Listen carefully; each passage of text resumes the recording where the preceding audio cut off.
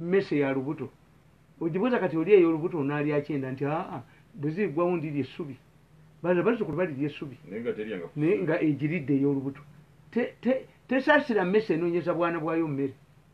This is a cat mentality.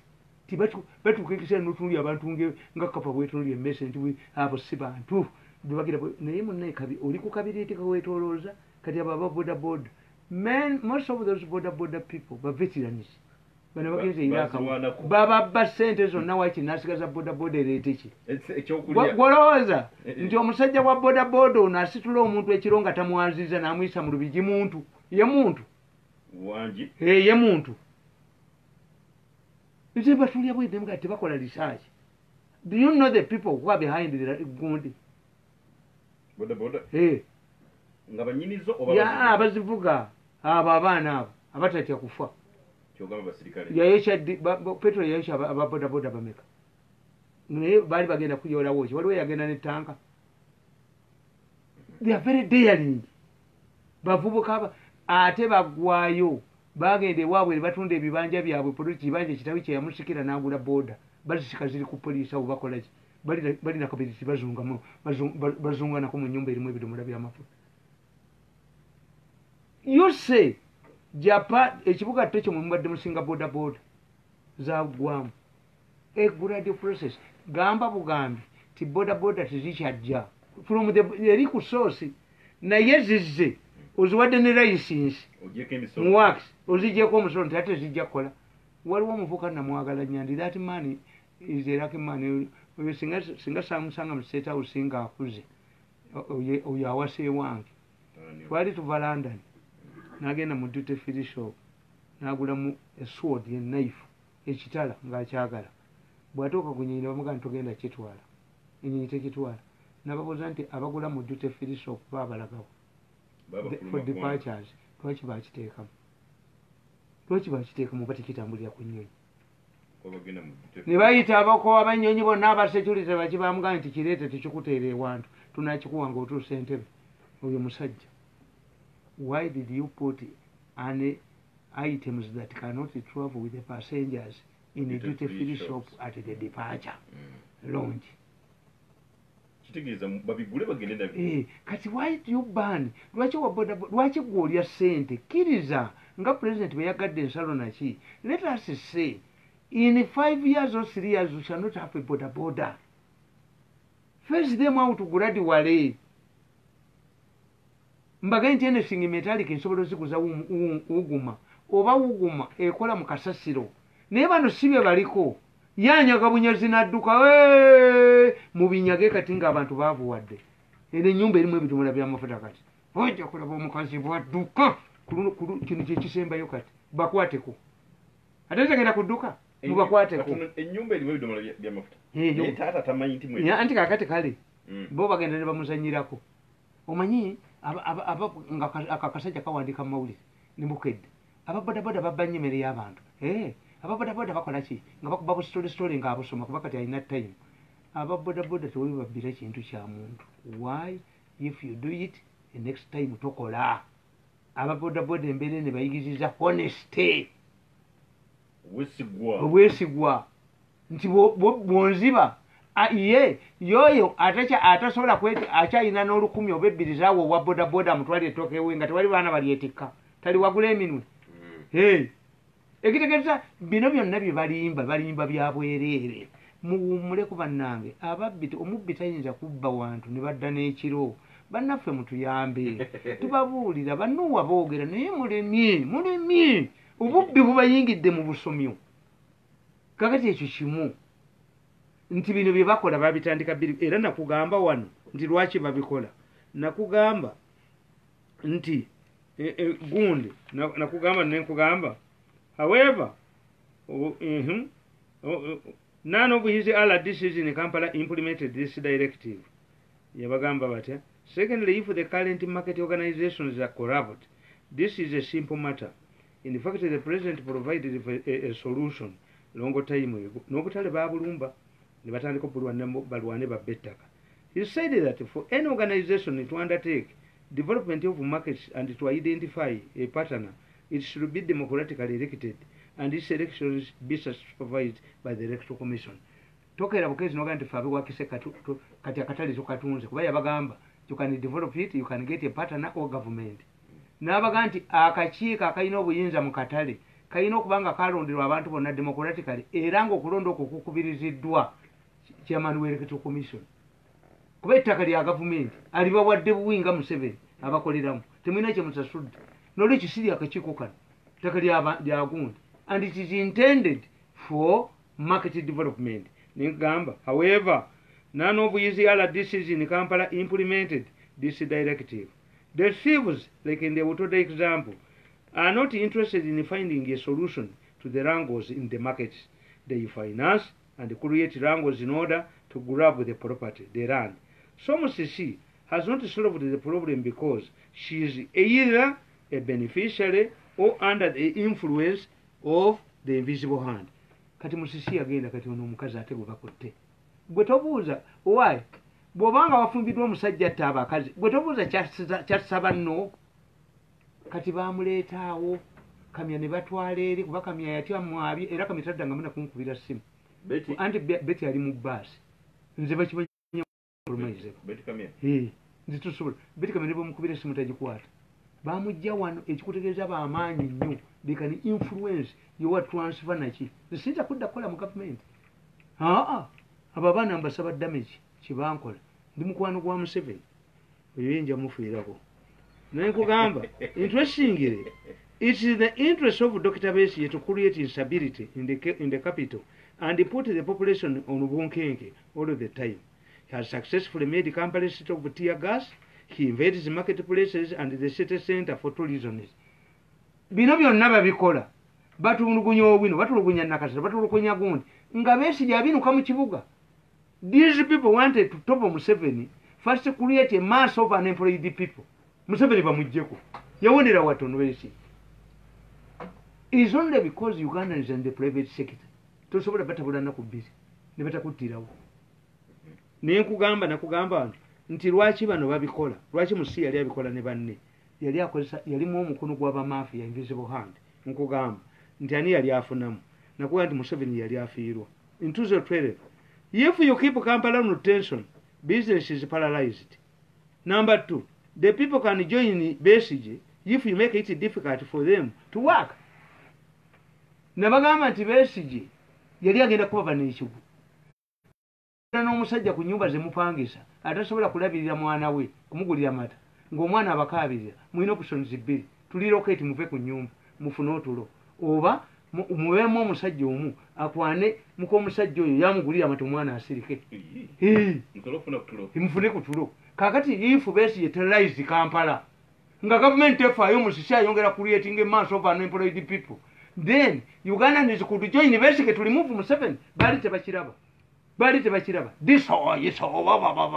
abo because tebasoma political science tebamanyi sabotage bino byonna baali babikola nono omukazi abikola tamanyi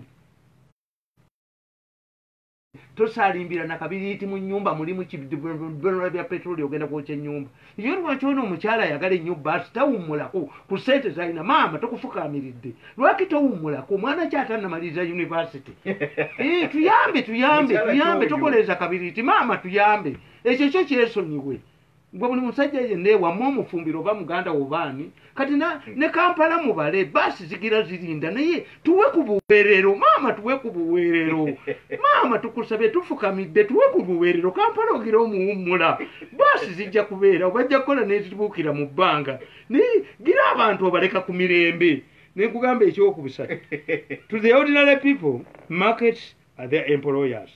In fact anybody who antagonizes the informed sector is committing treason, has declared war on the government of Uganda. If the government fails to handle Besigye's madness, they blame the people who blame the government, not Besigye. Nabaga nti mulimu ebintu mu Uganda ebyewuunyisa bibiri mu Kampala byemutamanyi. At this time, during Besigye's madness, a serious businessman brought a fleet of buses, pioneer buses. Besigye yazikubako. Another businessman Aga Khan. Kampala is going to be rocked by riots. yaddira ekizimbe kye kinanye palamenti kyali kyandabirwamu n'akifuula concrete ekitegeeza ono ali ku lusegere lwa Museveni yali akolagana ne Besigye tewali pioneer bus yakubwako aba Besigye tebazikubako no naye nga bano tebakiraba bali mu ssente but what if every boda pays aba boda abatakyakola obawandiise mu kibiina kimu bajjeko emitwalo 5 nga bazijjawo kabarayo tinga obalabe oli okodduke bajja baduse emisinde wano ffe nga tusirise ate zibamanjaki nemmere kati ewange tebasobola kulumbayo kubanga emmere bankubako ne mu social media nti mirundi yayamuziza ennyama n'emulema ogula ate ewange balumbayo emmere ate nze agula amatooke nabo nengula n'emyera nti awo mwe mulaba pulezidenti abange muleke obwa pulezidenti si ofiisi ya ssomero buli somesa gy'amanyi eno niwe baziteeka waliwo bafaaza abatalaba kalidinaali nze ndi faaza atalaba kalidinaali anti omutugambira simulaba bannange ndi faaza atalaba kalidinaali mugende mu bano ababalyako ssente abantu bagezi nnyo nti yuse manya kunaku zonna ku sande tojja kulaba beega lubaga tojja mulaba mu St. Paul tojja mulaba Namirembe the beggars will go to mosques mwe mugaba abasiramu bagaba era singa mudi abo babega bambadde ejjuba ezitukula ennyo nembakebera mu mpale si basiraamu these are Christians who cannot beg waliwo omuganda ali emmengo asaba emmere teri muganda yegenze emmengo okusabayo mmere anti mmengo tegaba mengo yebeera kuli asiima kufuna si kusiima gaba era ezo ssente zaava wa Mandela that's instruction of mengo kabaka asiima ne bamuwa amakula naye ate siyaaba yetasiima gaba n'abagereka bwakola ekisaakaate ekigunjula abaana ba Buganda mumusasula si mmengo yeteekamu ssente efuna abaganda gye bujja abalungi anti kyenkubuulira tiwistadde esobola okuyita kasasiro omulala emanya waliwo ennyama byerya kakati ate oyo bw'oba embwa zakuno zaalagawa eyali afumba ennyama n'ayiwako yasenguka embwa zo zitegeerawo nti munnaffe abadde agaba ku nnyama yadduka dda kapa mu kutegeera obwavu ewaka wamuliraanwa paka mugino kaseeba nga tekyalina mataga ebba waliwo tests ezakoleddwa ku COVID-19 abantu 13 bazuuliddwa abalala okubanga balina obulwadde bwa kitegeeza omuwendo kati gwe tulina ogw'abannayuganda guli 10 abajja kwera n'ebitano twakolera bwere tugenda ku Tanzania ate timiteriyo tulina abantu 10 medical doctor will tell you nti akawuka ako nga wakafunye ne wejjanjaba wekka bw'ogenda ku test bakalaba nti mwekale bakalaba naye do you know the cost of maintaining somebody mu isolation abo bannakenya bati ano Kenya eri tusasula baffe tubasasula ebyo mubiveeko nkugambye nga ensonga etubezezza ewaka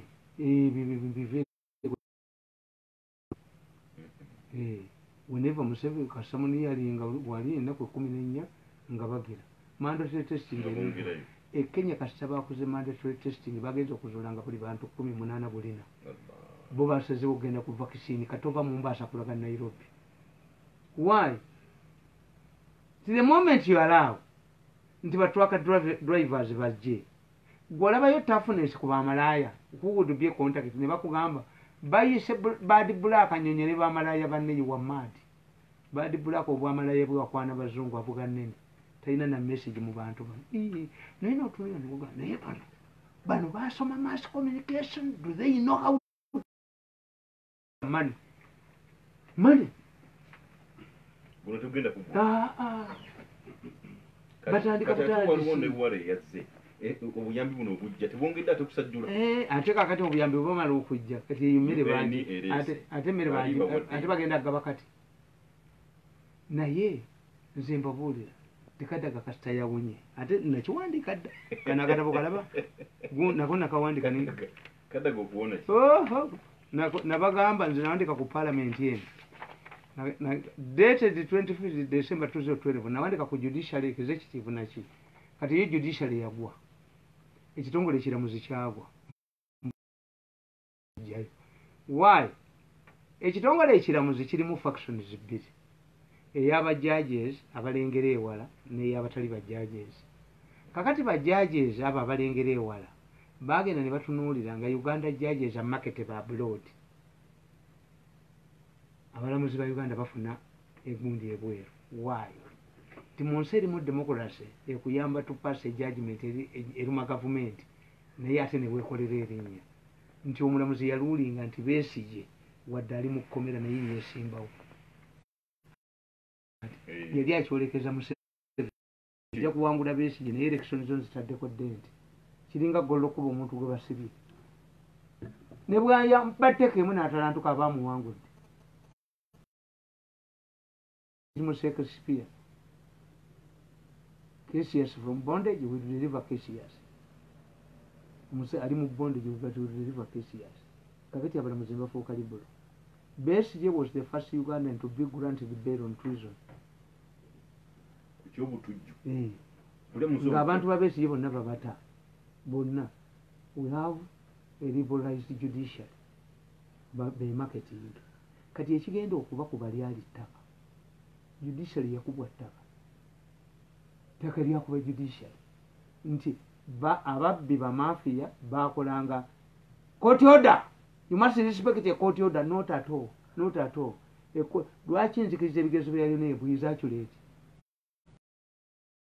bakiriza nti tababbi one Museveni yanoonya akalulu mulimu omwana gumukkiriza nemuga nti oyo atukulembere kubanga omwana tava mu bitabo naye akuba endongo n'abasinga mugamba abimubbidde Museveni looks for votes mu campaign omulabira ddala nakubalala ennya nga bali bawummudde dda beebase ye ali mu buyinza ate anoonya akalulu okusinga baki kinabaga nti naye gwe okugjako omwana yayonkera ku cupa naye yayonka amabeere ga nnyina bifaanagana tigonna gabadde mabeere omwana yayonka ecupa ayonka agitunuulira ayonka azanyira ku bbeere omwana yayonkera ku mabeere ga nnyina okumujja ku mabeere ogasiigako kamulati ewecupa ogikanyuga kiri mukama omuntu ali mu buyinza inkambe nti ayagala Museveni amanyi kipawa kyetegeeza nogirozinga okusinga Bobi Wine aginoonya lwaki Museveni ye abantu bakkiriza tababba singa ababba anti alina systems bbiri azibesigye complaints nti bamubbye nganda abazina mazina nga yawangudde alaga mu parliament e system ogijjawo obote yabba bonna obote buli omu yamubba wa DP bonna ne yawangudde n'atawa okwenje emalaba yasika munne mu ngalo yamuwangula gundi kendo yali musajja wa ne minister local government Mwonda eyakafa ene ekiboga yali awangudde mugwisa yayitamu bulu bisatu kakati system ya Museveni nyanjawulo nnyo toyinza kukisa nti kato wange wasasi wange bibe abazungu mu byuma the woman conceived twice in a day ebyo byabwe ffe mbaddugavu tetubirina ti omu omulongo wagundi ono wagundi kakati Museveni yakola system nti bwobeesiyoga nti bakubbye ng'abantu bwebazina from the same system kina bagamba nti abasajja bana banywa omwenge abasatu nebasangibwa ku makyanga bafudde ate afa yaddayo bagunyweredde yaga nti bano bwe bavudde bano banywedde ewalala sayidi ate neekyuka ng'ekyukira ku mutamiivu baali bakunywa omukazi ono nti bagunyweredde wala ono n'akomawo mutamiivu nomugaa lwaki okomya wayumaadi nti no bano bwe twavudde wano balina gye baalaze gye bagunywedde si wano ekomyewo okunywa mumpe nalabye nga bagamba emityana n'aladde sinajjayo omutwe emityana abanywa omwenge abatamiivu bamatugera bwagwa waliwo ekyalo okutali batamiivu mbwera nabo enjala yebanywesa simanye enjala tebalina mmere coronavirus abadde tannajjange nga basajja tebatta bantu nga batamiivu tebaliiyo kakati aladde sajjayo omutwe ogw'emityana akugamba nti abatamiivu mwaboogezeza mwabakumye ne gumala obbagwako ne mugenda gye bagunywedde ne mugujjayo ne mugujiwa you are joking. You are not serious people. What information did you get? These are witnesses. Did you wait these people to recover? and direct you where the beer is nemulekanga muguyiye nemugugalira nemutekako ekufulu eyammwe naye balagiriza abantu okuva e Kampala ab'amawulire bajje bakwate abatamiivu nga bagwa Museveni abawe ssente z'emmere muyina obwongo mu mutwe abakazi batingana nnyo abasajja batingana nnyo wadde muyombagana naye musula mu buliri bumu mundageko alumyeko munno omumwa nti abadde ankuba kiisi yaddidde ekikopo n'akinyolako omukondo aliwo kuba bino bino byemugamba ebyebweru byabwereere basula bonna mbu naye n'abakazi abo aba violensi nabo bafuneko bwe babateeka coronavirus bw'anaggwa badde wamubawase naye mubbi ennyo bantu mmwe ne baleeta Onyango nasoma naye Makerere naye ndowooza ono mulala oba mulongo munne n'alyoka kuli statistics zitubuulire nti last year domestic violence yali bwati today coronavirus we have had many murders of people killing their spouses before coronavirus kakati nkugamba wano mu katabo kange nti egundi president parliament yamusinza amaanyi longeeko mpandika no mu 2012 ngojja kwakaka twategeddeko nti waliwo enteekateeka ey'okuteekawo obukiiko bwa coronavirus ku constituency level kino nga kyazze oluvannyuma wanje president cabinet bagikubye bana ba parliament Kadaga yakubye ali waggulu nnyo eri ababaka naye nze kasi yasonyiye Bobi Wine Wine yaŋŋambye nti senga alabika ansonyiye ekyo wakoze bulungi nange okumbulya Bobi Wine yakubira essimu kituufu amagezi ge wampadde Bobi okira mu nzige bano beeruka Ruhanga balina ebizibu byabwe bo sente zebazayo balina eyazibawa kakati ono abadde agendedde mubali Kadaga amugobe. Don't deal with those people ngenda bawulira wano nga boogera butambi bwabwe nkugamba ti parliament yafuna amaanyi mangi nembalabula mu 2012 ti parliament you are heading to a parliamentary dictatorship and many people don't realize this nti judiciary yo emisango gy'ettaka gyagikuba ekigwo abalamuzi ne basala emisango gy'amanchoolo okay yes it is a bad court order you must respect a court order no a court order ey'ekifere tewali agikkiriza naffe tutegeera nti omulamuzi bamutwalidde ssente gundi chief justice we yagambye nobody is above the law agreed but not all institutions some institutions are above the law this is where nagambye okubuuza abaana bange ba lawyer nti mumbuulire lwaki tuga nti everybody is above the law lwaki tetugattako nti including institutions lwaki president wa Uganda tavunaanibwa nga president n'avunaanibwa nga afudde kekitegeeza presidency tewawaabiro parliament tewawaabiro you can get individuals kakati omulamuzi kasaasala amanchoolo nga judiciary efa nabagamba nti ebyo byabalamuzi ebyo bibasana bw'oba olina omukazi ow'emputtu tomutumira mu bantu abeewammwe bwe bajja tomugamba nti mukyala fumba kyayi gwe kwata ebbinika ogende ofumba ekyayi obatabulire bo bali bagende baga nti gender balancing naye nga gwemanyi tajja kusituka kakati omulamuzi okuwa Kadaga ebiragiro ebyembwa yagana ekyakavuma nakino yakiganye kakati kitegeeza judiciary yeefa eri ku muntu ali knowledgeable bwabibaddiza kati Kadaga temumusalya emisango gya mbwa judgment z'embwa zigaana kati judiciary buli weepanka ku parliament the judiciary loses. This is where the problem is. Kakati okulwanagana kuno ikutuyamba nnyo ffe mubani anti tuyina kye tuyita command politics oba command economy aba communist badde judiciary ne executive ne parliament ne bibeera fused into one kakati secretariat nga yeekola ki yeringa parliament ye politibulo kakati mu Uganda tuyina free the president has allowed us to create strong institutions kati Kadaga waakubira bano abalamuzi twakafuna ba chief justice bameka twakafuna ba speaker bameka nti America erwanya ne Syria naye ba president ba America balesebo Gaddafi bali bameka Gaddafi ya surviving bameka from 69 ba president ba America yali awonye bameka buli myaka 8 mugenda buli myaka 8 mugenda buli myaka ona ilo consolidating owe Syria yakabona ba president ba America bameka kati judiciary ekyusa nona agenda Kadaga wali ekitegeza gwe tulwana nono n'omusobola gwe buli chief justice wajja w'omupya chief justice wajewo. This one is already. That's why nti judiciary terwana nakataga ni musobola. He's a lawyer. Ate yabayisa ate yakiswalidde mu yekiwangudde. Bala disi enkoko ze bampereza bwe zimanyi obungi. Anti mbayo yali tayogedde nti buli ala disi yafunye 56 billion. 3 times MPs. N'ekyogera wano.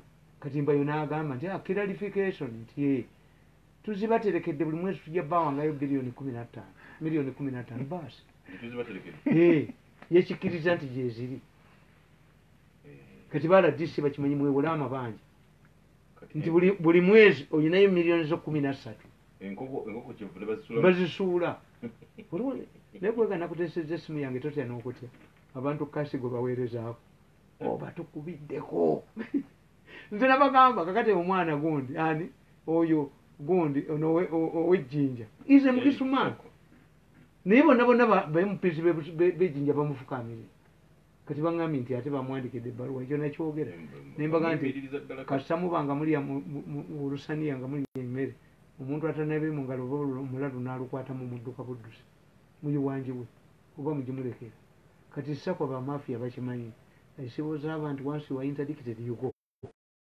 Ogenda kuli butozi bamugjeeko. Kati nakugamba nti president kyebasooka omukola laba wano.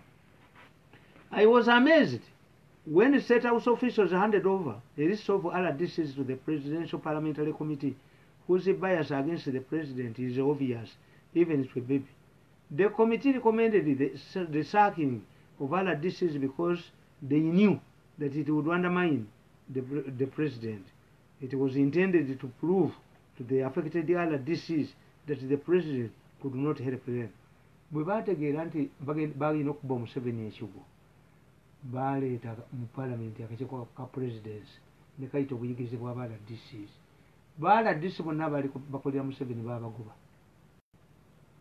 Okyakijjukira ekyo nti baala DC abakolera Museveni baabagoba ne mbagamba wano. In my opinion, Parliament cannot verify one's academic qualifications. This is the role of courts because parliamentarians themselves have had this academic problem and have always been referred to the courts of law. In order to undermine the president, the Presidential Committee ordered the scrapping of state house scholarships because giving the president political mileage, which had to be undermined. Interestingly, Parliament was not abolishing the scheme. It was rather being transferred from the president to the Ministry of Education, where they could easily share the affairs, the offers for themselves. You know, kuba Museveni mpandika 212 ti Parliament obuyinza bwebulia ebutwala naye nga bano tebakimanyi kubanga invisible hand eyali abakuba yali munju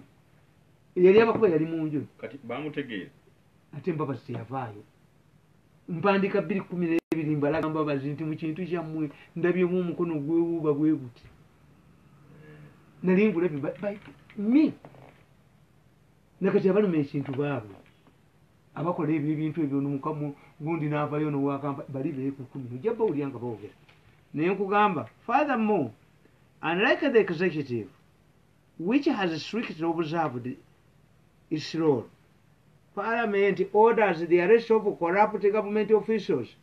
They have ordered sackings. They have handled public issues like markets. They have revived court cases. They have intimidated the judiciary, IGG, and other government institutions. In a nutshell, they successfully insulated themselves from public scrutiny because they are perceived as an active parliament. Parliament ye kye yakola baagizimba nga yesigaddewo mu executive judiciary ekubiddwa mu ttaka ewunya esala emisango gy'embwa bagiragira n'esala egy'embwa. Kavuma deputy chief justice bamukubye okumwogo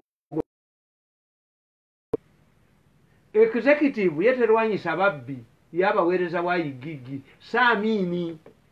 Parliament eyingidde ne mu nsonga z'obutale. Parliament eyingidde mu nsonga zo. Parliament eyingidde mu buli kimu kyonna. abantu tebasobola gikwatako mbabuulira these well thinking members of society parliament ebakoledde kyobulaba bakwata buno obuwala kanakewumbekanga pusi bwebwafumanga kadaga sibali ku social media kuki but the ordinary person amanyi parliament kyemukoledde parliament ekoze politics is perception abantu bayinza okulowooza nti okola nnyo ngaowogana buwogganya politics is perception nti parliament bino byonna ebikoze eresa abakyoga mwe bakankanyiza sensa motion ziri mu parliament president olumu n'alwana n'akola atya bano pawapa abagiina so they have insulated themselves nengamba the way our parliament operates always reminds me of mob justice. Villagers prefer mob justice because it is quicker and dispensing justice, precise, and it does not require advocates or call them witnesses.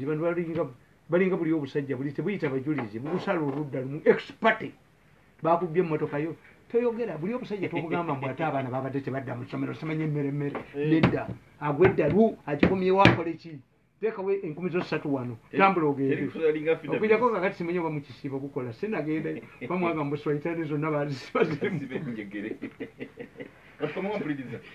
Bigo Airtel tukanatamerwa mu kitundu kyo odizwe airtime mu bitundu bisatu ku buli 10 kibagirawo kyolina okukola kwe kugulira mikwano gyo tosobola ng'oyita ku my airtel mukankubire bwenkomawo mukankubire awo mukateekeko tewali komo yes tewali misale hey muli mutyaba people mwebale nnyo tu followinga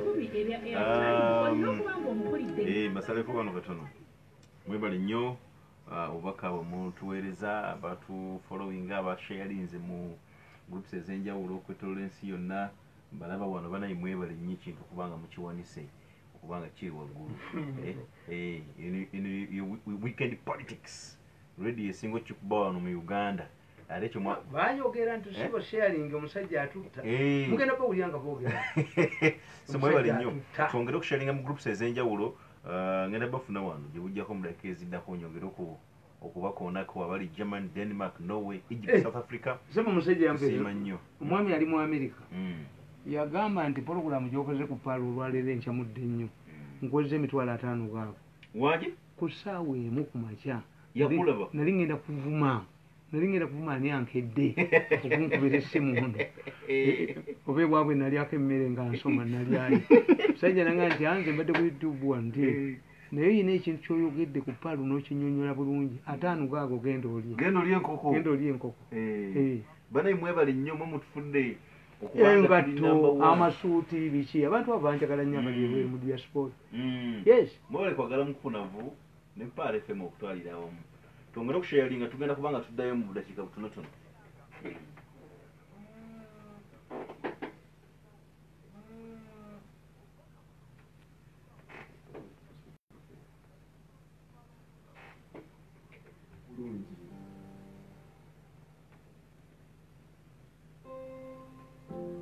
omuzadde okaluubirwa school fees ne rent oba omuyizi nga gwe active takumala kwetuusaako bye weetaaga ng'akasimu akapya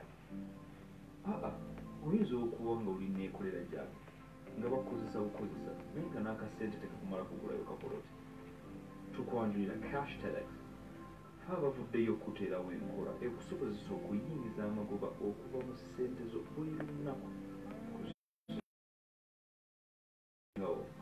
kuba ku noti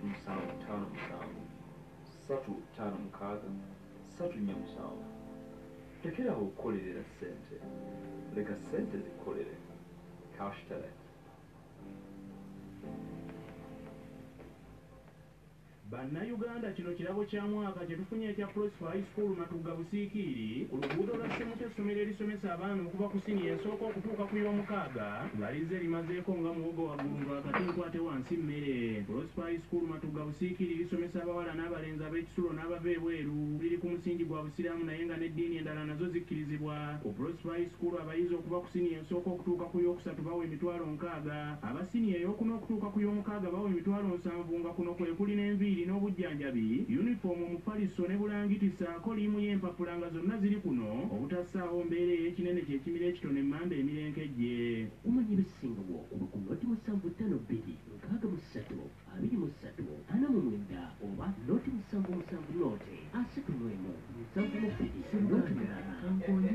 City Safety Investments Limited bakafulu abakuletedde biodigester septic tank esimibwa omulundi ogumu gwokka eri maintenance free Sema nga nakutegeezezza essimu yange. twala ekifo kifunda message zikulukuta Basajja baweereza basanyuka. bagamba nti obeewo kuzimbisa ennyumba ku kalina n'ennyumba za wansi Kubanze buno obutabo kale bwa 212 naye bukunnyonnyola ekiriwo kati. Tiyo mafiya tekyukangako ekozesa bajja y'omusiguze tawerekera bagenda kwogereza mafiya yakuba musisi none emukutte kubanga buba bakozesa gwe bone beekweka kati baagala baasi baagala ne bodaboda baziwambe kakati ono yatudde mu ntebe ye Betikam yagamba tajja bikola n'adduka waawano ayagala okwesimbawo. Yes bafuga eggwanga Betikam kati yeya negotiatinga nabo n'abaga nti bannaye ebyo sijja bikola njagala kwesimba mu lubaga muleete ono atali waawano bone beekweka bo beekukumye bwe bati beekukumye abantu bajja kukiikamu bajja kukiika mu luguudo mwana ekibiri kikoleza ebitomola oli olaba badduka nga be bakyeyokedde. tulina channels ezikyamula abaana n'ezo ezisomeseza abaana ewaka obuzannyo obwakabi nga the general's daughter ku novera e plus kossa n'amawulire gonna n'emipiira egisinga okunyumira kyangu nnyo wafunire dikoda Pastoral system tugikutuusiikawo wennyini w'oli bw'ayagala okukolera derivari oba okubikutuusaako tukubire ku noti 3177777 Star Times Go Better Life Let's Go. Muzadde munnange yange owandiise omwana mu lufuka kwete Islamic Nursery and Primary School mu mirimu zone anti babaleetedde ekyenjawulo abayizi 10 ekisooka basaliddwako ebitundu 25 ku buli 10 ku muwendo gwa fiizi basomesa setula eddiini balina enkola ya e-learning omwana asoma alabako basaakinga abasomesa abakugu mu mawanga ag'enjawulo bemisomo egy'enjawulo omwana afuna ekyenjawulo nga bakulembeddwamu sheeka ow'enjawulo akulira Islamic Primary Schools mu Uganda Amiru Katudde lufuka kwete Islamic Nursery and Primary School lisangibwa mu mirimu zone nga wakabaka akande kambiri ku poliisi okutuukayo okyagala kubatabata ekiddendejje n'oyambukira ku kipande kya Aiden College essimu 0702 16 16 78 oba 07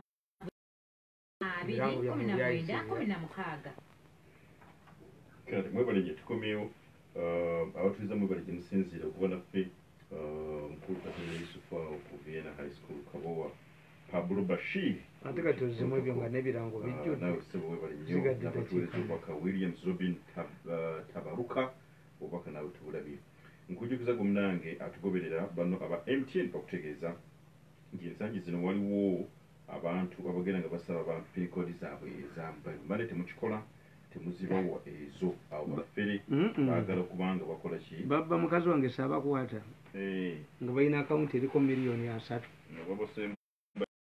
kabaka w'abafere abo asula makindi mu kizungu alina erinnya lya ndiga balina ka ofiisi kali wano beyita ba State House bali awo makindi wansawo wano awo wansawo balina ka ofiisi kabo miso yabalaba ezange tebazikomyawo nali ka akawunti kuyambako abantu kakati babamanyi Crown Beverages bano ne babbirawo abantu mbu ba State House Mountain Dew Nirvana Nesting bakutegeeza naye sigale waka mu kiseera kino ekya COVID-19 osobola okubanga obulamu bukuuma aba City Septic Investments abakolera biodigester septic tanks esimu omulundi gumu 43 hoteri mu masomero malwaliro enju za bulijjo ekwata esimu yabwe eri 070 936 332 070 936 ujje kuba obafunye Airtel the smartphone network okutibera smart recharging airtime ku simu yo osobola okubanga ogabana ne banno nga tosaliddwa ku Airtel money yo oteeko wegulire bando voice bando ogabireko ne banno ng'onyiga *10#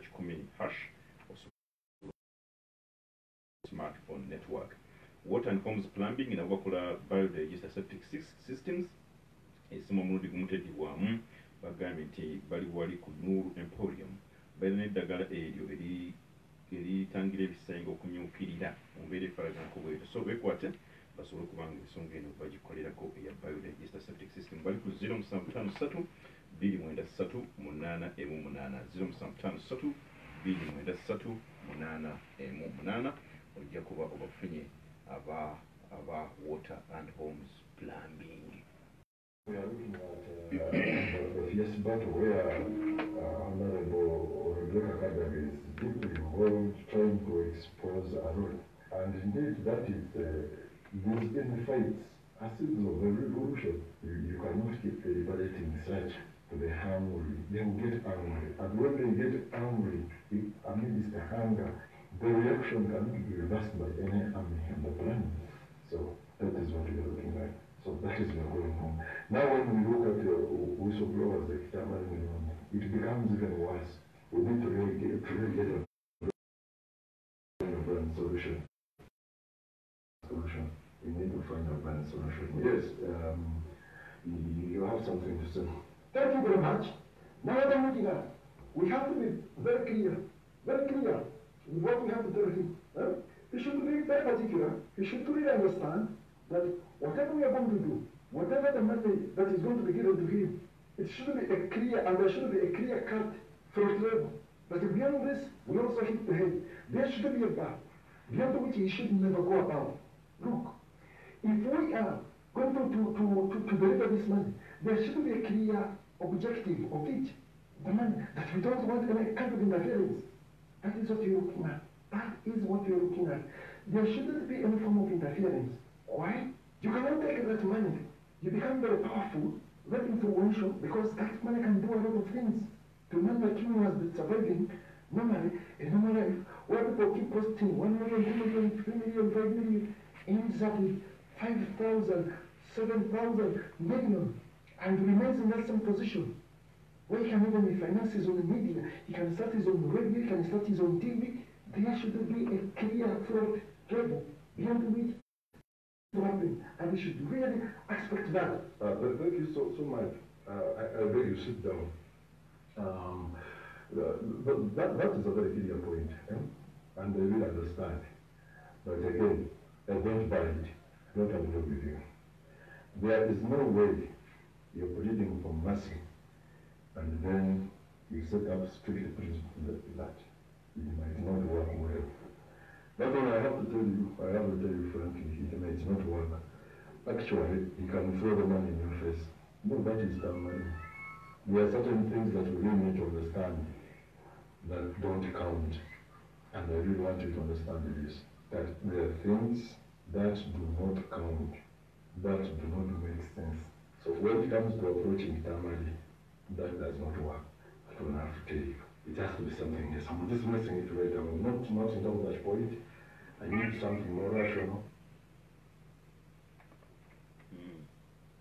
You must have been thinking. It looks a bit simple, but I don't want to be the same person to do everything, every job, because I know how to get the money, where to deliver the money. Now, how do we come in town? That is my question. And I think that is the best way to do it. Sorry. Listen, now I'm looking at the situation. I know particularly the people in the media personality that we can consult. We had earlier on talked about Kazuo Bashir Bazira.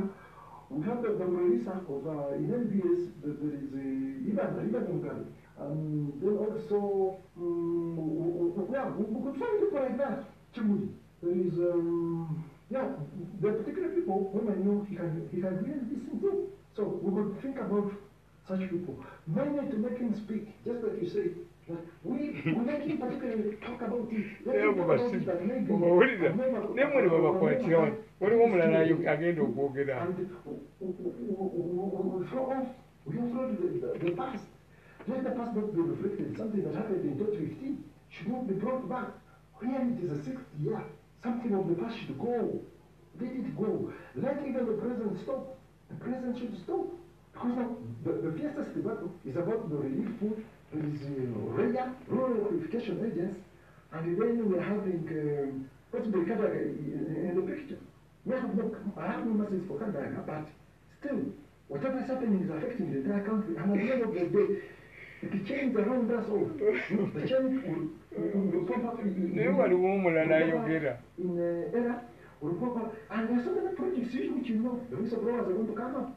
They're going to come out because poverty is everywhere, unemployment is going to be everywhere, companies are collapsed, loans are going to choke each and every person, including myself, also loans. So those are the things we should consider. We should really have a very clear middle ground where the fighting should deliberately stop. The fighting should stop, and at least we are doing something. And at least maybe possibly we are not going to be the same. After this kind of battle, we're going to be very different.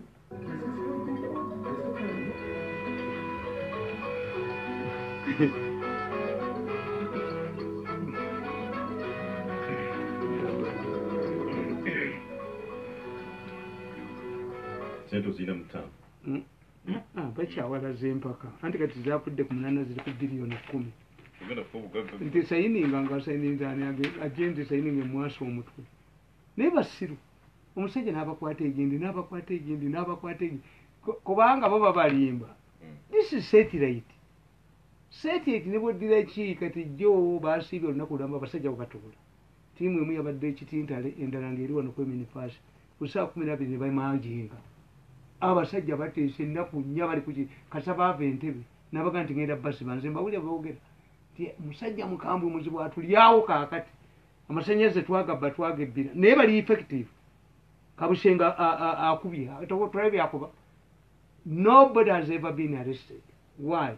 Bano bali front kati Kabushenga alikuwa MD bagambye aveewo mbikukubire byonna ebya meeting byonna byebabaddemu ndi MD yabavaawo. Kabushenga nja kwabya Kabushenga ddamu okuba ebintu ebyo mu New Vision nkwabye naawe wakati tudde ku kintu ekyaffe mbagambye the executive parliament amasiga asatu ne judiciary yo nnema bagundi bo bagikola ki abalamuzi bagyekubidde ne landigundi egyekubidde kubanga bamafia bagenda nnyo mubalamuzi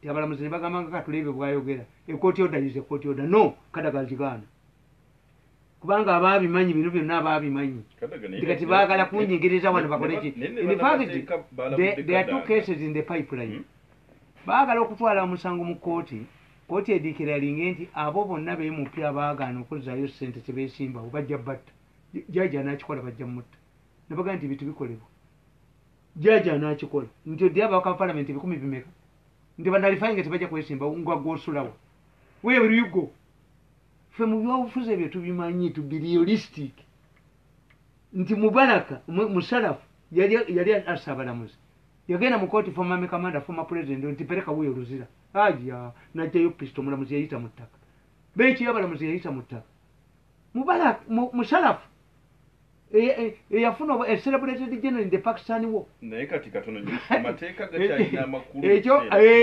gayina amakulu yonebwe yina amakulu nga tennabba bigezo kooti negamba nti muzizi anti esala gwambwa anti abalamuzi basala jambwa nti tebalina buyinza tosobola gamba muntu weruzira tehanginga omuntu ng'omusiba omugwa atalina bulago palamenti erina bulago talina bwegisiba mugwa kakati ono gwe bakozesa yatta judiciary ndowooza chief justice anaddako ekyakitegeera they don't benefit by having a battle with the parliament kati bangambye nti waliwo abatwala omusango mu kooti ndi abatalazayo sente babakwate babagana okwesimbawo moral turpitude kikole kwolabe omulamuzi akikole mpozi agusalira ku nsala ebusiya oguguli political president abimaze politically abakkiriza n'okutula what did they want to shine in the limelight this is a political war nti eri omusango omulala era gwe baleeta nti Kadaga yaddira oba yakituma musome Rebecca Kadaga parliamentary studies gond act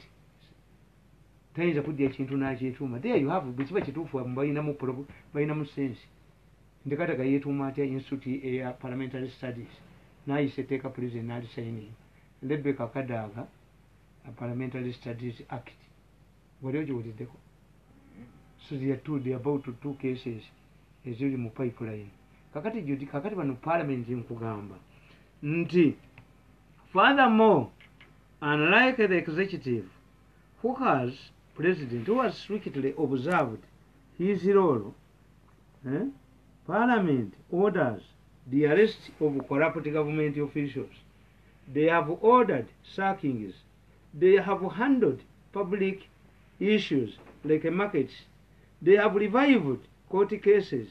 They have intimidated the judiciary, IGG, and other government institutions. In a nutshell, Parliament has successfully insulated itself from public scrutiny because they are perceived as an active Parliament. Tekola chibi. Executive byalikoze byonna Parliament yebikola. Egoba ba minister, eba sensalinga, eyita ababimbu kiiko. Ereta abachogamu, ekola ki? Eri judicial enfu. Executive yololo yayo ate ewereza mu bano yerowoza nti judicial gyegikolera.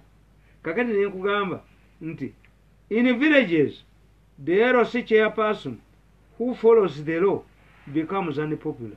Museveni kyayina alinga LOC chairperson agoberera amateeka ku kyalo kye bamwagala. It becomes unpopular. People want action, not legal jargon. Fortunately for MPs, nobody comes to question their mode of operation. The media wrongly believes that the Parliament is complementing the executive. They think that MPs are doing what the executive has failed to do. Parliament is also the largest source of information in Uganda. It is news in many cases falls into the sensational nature which boosts newspaper series. This has cemented the bond between MPs and the media. Mpandika 2:12. Secondly, newspaper series depend on conflicts, not development issues. The way our Parliament operates always reminds me of mob justice. Many villagers prefer mob justice because it is quicker at dispensing justice, precise, and does not require advocacy or call for witnesses. Justice in Parliament is done there and then. On corruption, this is why Operation Wembley was popular and faster at solving the problem that courts had failed to sort out, and at a low cost, just bullets and fuel to transport the operatives and the dead bodies. This is why when the executive tries to ask Parliament to restrict itself to its role, it attracts public anger because people see this as an attempt to undermine a working Parliament. Mbawandikira mu 2:12 ti Parliament ebeewa guddeko. Ono president executive erifalinga mu judiciary ba mafia bagiwamba. Kakati abantu basigaze ekintu eki kyovola bantu olutalo lubadde mu Parliament Kadaga aveeko tumujjeko nga accountability tennaba. Kadaga tumwolekeza omuliro nedda. Kadaga is too good to be true. Kizibu nnyo okulwanyisa. Kadaga yise mu challenges nyingi wano balumba Parliament. Kadaga nga yabayise nakkiriza nze nabayita yali egeze naye yabakomyawo barebo MPs natulako executive NRM ne babagoba bwe yadda mu speaker n'afuuka speaker n'abaterawo ekyembe endala kooti nekkiriza calculator abala Bobi Wine bamugaa nti abuze n'ayimiriza Parliament bamale okulula Bobi Wine gyali abala calculator ovanga ku muntu yaliko mu UPC si bano baddipi bana abazungu obuzunzi kati nkugamba nabandalizingira Parliament ne mbagamba nti Parliament erimu ebika bino nabaga nti ambitious younger MPs. This is a group comprising younger people in Parliament. This is the dominant voice of Parliament. Their bond is buoyed by the following factors. 1.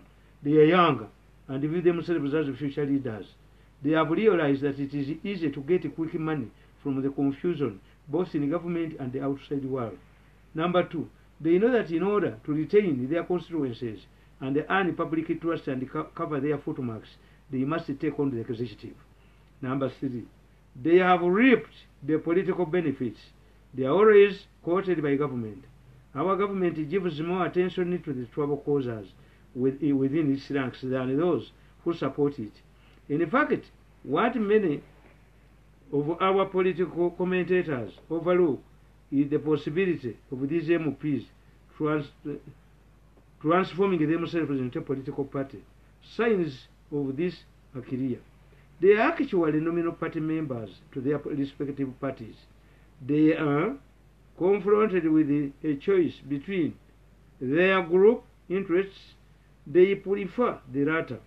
To many MPs, tags, symbols, or membership cards are becoming liabilities.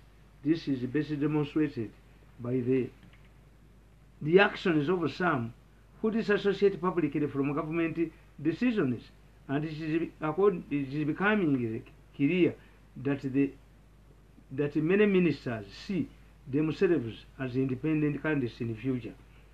Those pursuing the anti-Museveni agenda in Parliament follow the same script like their counterparts elsewhere. They want to parade themselves all as all institutions when they actually are a few individuals. The trick is to make the Ugandan public and the international community that a whole parliament, not a few individuals, pursuing individual interests are causing trouble in the parliament. When it comes to religion, the actions of kakati bano nabagamba ti mu parliament mulimu group 3 mulimu abavubuka abo bakalwanga abo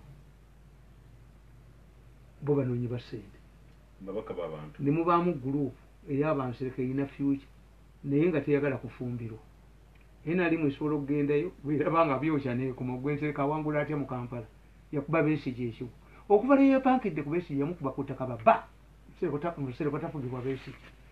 How does he survive? How many people could go mu State House president namuga nti batwagirwa na yafuluma n'afuluma mu State House ate n'amusanga mu parliament ngera yeesimbye ku olanyi? How many can do this? Ate n'afuna obululu obutalinga bwambwa n'afuna n'abamwogerera. You think this is a joke? Abo abaana bo babazenga mirundi bwabala nti nze nategeera nti bano abaana bajja kukona ekisenge kakati they are fighting themselves. Sente tuziwaani nti tuzitwalire Kasumba mu NBS, tuzitwalire Kibanda, tuzitwalire ono gundi ono. How? Mani bazikola bwe batyo. Mukwate biliyoni zange 10 muzisule mu kikomera kyange. Ako kagamba mbu tumale kukola naye endagaano eyaawa. Mbu omanyi sente zino biliyoni 10 nyingi nnyo zigendeko mu revenue authority. Natunze emmotoka musaleko omusolo. Mbuzigendeko mu anti-fraud simanyani ezaawa. Mwanfiiriza omulimu emyaka 7 sikola. Ejjo gundi tusiza we likoma. I knew. Nagano genda okukola netule wange neneebaka ali ne sirumba Museveni. Kakati they is not to give to compensate me bakkiriza, but they are confronted with the two reasons. Can he agree? Okawulidde bakagamba nti ajja kutukuba tetujja kwongera kubba mu ekyo ekitongole ky'amasannyalaze mwabyemu miliyoni za $4 isimba mwabba mmeka ate yo ddiiru ndala musaba biliyoni zinyingi. Eno ya compensation kunepankirako nendeko omulimo ne passport ya mwenenji badiza sitambula bweru nawona obutwe mirundi 3. Okay. Yes. Kakati mwe ekibakola obubi butabala temubala political dynamics. Nti judiciary Chief Justice anaddako ategeere nti kataga yamera dda kati nsanze tekasikirwa ambazi yamera Parliament yeyambisa confusion in the judiciary neyambisa the way the president operates. Okay. Museveni does not believe in the political assassination. Allegation za tocha ya Zaake zilicha polisi ya Uganda andi kankobolire tulugunya kwa Zaake botuli ya Zaake okumuleta mu koti ngafanna bwati kikwewunyisa bibajjanga enalufenya nga bafanna bwe bati waliwo group ekolera mu government Museveni alina abamukoleramu naye atunulira nnyo aba local defense siba mulimu abakoleramu bakamanda baabwe owa local defense ajja kuba omuntu esaso abekyo ekidomola era nze mbakuba president nga aba local defense bali ambadde uniform endala ne balekera okwonona UPDF ne bano bakamanda bano bagwa siyo bano akube simu na defending ameja gu no pereka buyo baka kwa Chimaka. Local defense is killing the image of UPDF. They put on the same uniform, carry the same guns, and they have no order. I have not seen a local defense man paraded before the court martial. They have the same which. How can you take a cheated civilian before the court martial on local defense on not a quatiwako? But local defense mujizishaminge deal to never political commissars. It pains me. I make a PDF accreditation to Chago. Nemuteka muba no uniform. Mbuzi zacha zake. Local defense ne zake bagala bamutte. Beti kumulamba bagwite mu kibuga Museveni asone. Bano yakabiriti nkubulira. Abasirikale. Yes, who has been arrested and charged. Akuba zakaliwa. Police yagambe titite yetulumu. Anti chenkubulira how you were stupid because mwagamba nti zake yatolose mu komera. Je yali akumira bamu yambo okutoloka baliwa. Omuntu yali mu mbeera embi nti bamusudde ku ddwaliro yatolose n'adda ku ddwaliro. Are you stupid? Zaake naye waliwa zaake ayina abamukozesa yakwata oluggi nkugambye zaake naye bamunoonyezaako bakoleeza kabiriiti. Mwekamba buulire nze tumukunde nabeera naye ebbanga ddene musajja mugezi. Besigye oyo gwe mulaba naye ebimu akola ebintu naye ayina mugezi naturally nti emmere yagibalekedde ne mugibba. Kati Besigye singa keera kuma kinaga ndi ngenda gaba mmere temukwatako. Yes, yabaleka n'abawa goodwill nga yamanyi we kinaagwira naga kana sumbuwa gwe mubaleke, don't wake up a sleeping dog. Emmere jabbalema sekati mwekwasa ba opposition kati buli agabe emmere kati bano ye Mukasa abadde agaba sanitizers nakyo yo omulubaga South kakati bafaayo kyere emmere ya gavumenti yabuze kati abantu bafaayo kyere ne bagaba emmere kati Besigye n'akeera ku makya naga nti ngaba emmere okumulwanyisa musiitaana abantu bennyini abafa enjala be bakwasa omutwe. So these people are strategic nti waayi zaake lwaki zaake nga yafiiridde mu mikono gya poliisi abo abapoliisi olabako n'omu kabiriiti kyobala nze mbavumirira nti Sebagala yeekalakaasa nga yuneebu nga bamuganya okwesimbawo talina buyigirize. Abaganda be yakuŋŋaanya battayo 10 ku yuneebu nga nemba n'obuyinza mabika afiira mu kkomera. You educated, you read illiterate. Singa bansanga mu kkubo nze yali aga nti Sebagala talina buyigirize. You don't go to your neighbor tosobola kustominga a maternity ward, a baby's ward before you have a pregnant woman. Tobeeranga kona lubuto ngoga nti ngenze kukulumba gundi. Sebagala education baginoonya mu gundi mu UNEB lwaki yagenda gye yasomera mu university. Naye batta Abaganda 10. 10 Baganda boys were killed at the UNEB headquarters. Singa bansanga mu kkubo baalinzise. Bano ab'Emmengo abaali bakuba president amayinja. 10 of them at Mengo at gundi Kasubi were killed by an unknown gunmen. Nga baweereza ebipande mirundi bwe tumukwatirako batekayo nnyabo. Kakati enkyabo enkya Mmengo atuula nayo emaze okukuba abantu. Sebagala mu obwa minisita asiikudde amaze okusiikula yattisa abantu 10 ebwayisi atuula nabo. Kakati abo baalimu local defense erimu ekigirimu. Disband local defense or take them back to training or give them a different uniform to separate them from UPDF. Mbabulidde agenda okwokya ebidomola azunga n'akabiriiti mu nnyumba omuli ebidomola bya peteroli wa local defense.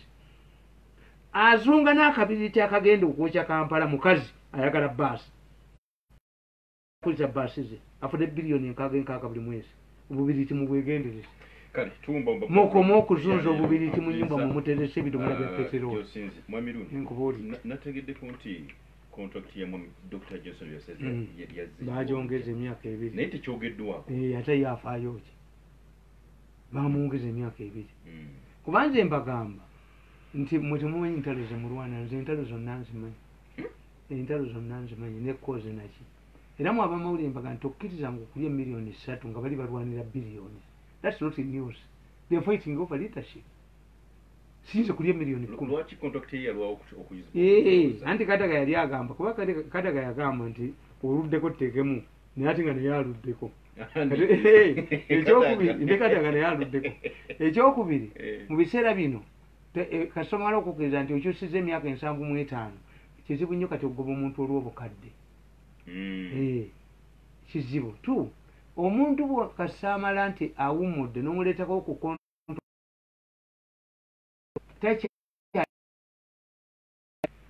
n'ekinana akifuga kubanga gwe wasalawo nti ayina knowledge gye mutalina kakati bano abantu abalwanyisa by'abasajja came too late bajja late why contract yagina that's why yakuba mu mawulire nti bagaani owulira yeyegaana gwoyinza okweteka mu kitongole kati sako tebagambye nti bamuwandikidde ebbaluwa naye sakwaza argument agamba nti baginsuulira nga pamphlet bagireete mu office mwendi ngisayininga eŋŋende nti yagiwulira ku social media taga ntajja kgenda is a known fact naye tayinza kudduka buddusi nadduka let him hand over very intelligent abamuli tuli bagezi agamba nkimanyi practice ya civil service ngimanyi nti I can be interdicted but I cannot just live like omubi w'enkoko let somebody pick courage come to jinja ampe ebbaluwa nti ngenze ku interdiction handing over to somebody sakwa bwe yagenze bwe yazze mu office yasanze obuwunga babubbi kati kyongambe ku Dr. Byabashaija oga nti yategeeza bamawulire nti ye contract agirina golaba munyeenya singa akyaliyo kakati bano abamunyeenya bagende mu kooti bawaabe kooti emufulumye nti atulayo irigali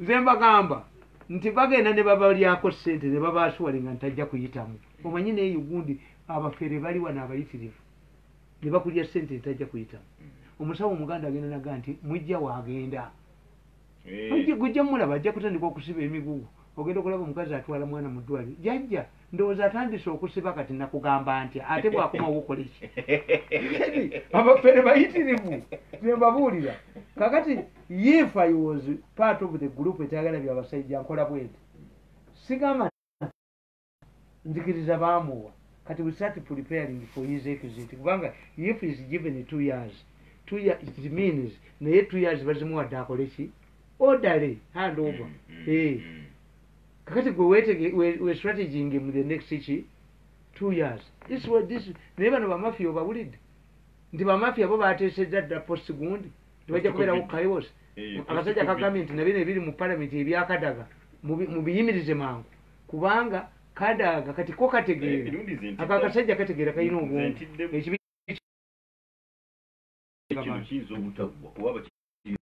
tekijja kuggwa but we must coexist with it kyetubadde tuwonyeemu kibadde kimu. Do you know why the Tanzanians are coming here? The Tanzanians and the Kenyans and the Congolese are flocking here. Why? Ewaabwe bajja kutuuka abalwadde 10 okulwanira ekitanda kimu. Kuba kigenda ku exploding omulundi gumu. Wano president kyabadde atuyambyeko, we would see constructions of new hospitals. Era mwabalina sente abagagga mu kifo ky'okuzimba ebiduuka muzimbe isolation centers, zimbe eddwaliro gavumenti ejja dipangisa gye batwala abalwadde. Abantu bambuuza nti 14 bwe ziggwako banaggulawo. Nga tulina sanitation tulina kyekyo obulaba mbasaasira nti mwekuumye temulya mmere, mwekuumye enjala, naye mugenda ne mugamba nti omusajja atemye mukazi ne mudduka mu kibinja ne mwesiiga. Kati mukoledde ki? Ne muwulira tukutte abaana baffe twekalakasa genda wa chairman naye talina mmere, muvayo wako congregation naki. Kakati olwanidde ki? Kati olwanidde ki? Olubuto obonyebonye nalwo emyezi 9 ozadde omwana omusudde mu kinnya bakusibye ate. Lwaki temukajuka kusenga ebizibu? Bwe tutunulira abantu bano sensitization nti bamalaya mu kifo ky'obakwata ne mubagalira ng'enkoko oba ne muleeta gundi ne mubagamba bakendeeze ku bbeeyi nabana abaguzi ba wano nabo bagule oba ne mubagalira ng'enkoko tafu measures gwe tukwata malaya mubagalire. Baagala bamalaya bagendeyo omuwendo gweyongere. Why are you not tough on these prostitutes? Baagala omuwendo gweyongere. Badde nerabidde omusajja dokita ali hoima bamukwata ne mukazi we nga bagala kugala kiriniki ye yawandikira ne president ebbaluwa n'agiwa Nakalema nja kulekera essimu y'omukubiri musajja ali bita nnyo bamuga nti ayina nga muganda wakola mu virus institute namubulya temuyina bano ne bajja ne results zaabwe naye nga kye baagala bafune prominent person mu hoima gwe baga nti ayina operations fund zigende hoima oja kumba mukubiri yes ine mukubiri mwebali nnyo batuliza bwe tubadde leero nakoolo ababbi bayingiddewo dda tugendagenda direct ababbi bayingidde ababbi nga bulijjo bannaffe tuli nabo Sara Kayongo John Ron Mayanja n'abalala mwenna bannange mubaddeko omukulu John Tatyamisa tubagaliza weekend ennungi mukkirize tubasibire wano programu zaffe enyivu zikyajja tova ku Pan FM. Assalamu alaikum wa rahmatullahi wa barakatuh.